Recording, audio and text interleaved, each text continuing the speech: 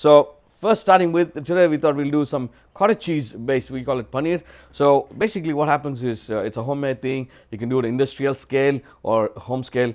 Basically, you boil the milk and then you curl the milk and you strain the milk and set the milk, and then you get the cottage cheese. But I always use full milk, and it's good flavor, great flavor. So I'm using today white wine vinegar. Any vinegar is fine, but I found white wine vinegar today, and I thought, oh, we'll try that, and it works very well. The color seems to be a little bit blondish or a little bit dull when it comes to bright white, but it does the job, and it's really flavorful. So that's what I'm going to do now. So I'm going to boil this to boiling, literally 100 degrees centigrade, and then bring it down to about 90 degrees centigrade, settle down the milk a bit, and then pour this vinegar. So about 2 liter milk, maybe about 50 mils of vinegar into the milk, and it'll split into small. Now normally for ricotta and other cheeses, I've seen them going really whisking it to get the granules really fine, but in this case you really don't have to. We can leave the milk to curdle in a bigger chunks, and then you pull everything together in a muslin cloth or even chucks, fresh chucks. I'm going to use chucks today. So what I've done is I've done a setup. I washed chucks and I put a strainer so it holds them chucks together, and then I got a bowl to rest it, and then I'll put a small weight like a bowl or something that you can find. Maybe a bowl like this can sit on top to press it down a little bit. Okay.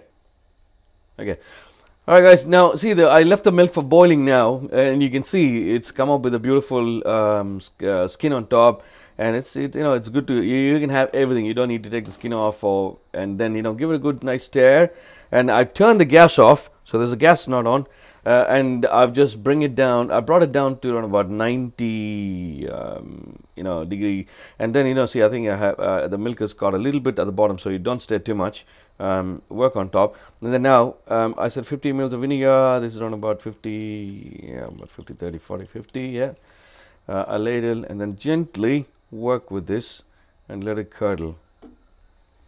Okay, and let the vinegar do the job. You can see it's going down, down, down, down, and it's gone. There we go. So you can see the whey and the water, everything coming apart. Oh, the skin is coming apart as well, so I can take the skin off. Okay, so look, if anything happens like this, you can still take the skin off if it burns. Try not to burn it. Okay, so once it's come off, I'll let it sit down for a while like this, and then what I'm going to do is I'm going to take it to the sink and then strain it completely. Make sure the brown skin is not in the cottage cheese. So I brought it close to the sink. So what I'm doing is, as I said, these things can happen, and firm hand, hold it carefully, and then just slide this off gently in the dish, and also I don't know about the flavors, but it's good to take this out. Okay, so once you've done that, so what you do is you tap it a little bit and see if you can, twist this cloth so that it squeezes out all the way down, like that, and let it rest. So we want a little bit of weight because we're going to use as fresh as possible. Maybe another 20 minutes. This is good to go. 20 minutes, yeah, that's good to go.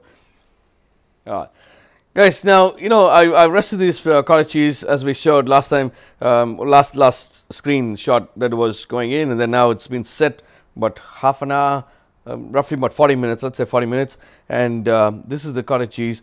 Look at this. It's not nice and tight and crumbly. I wanted it like this so that I didn't press too hard.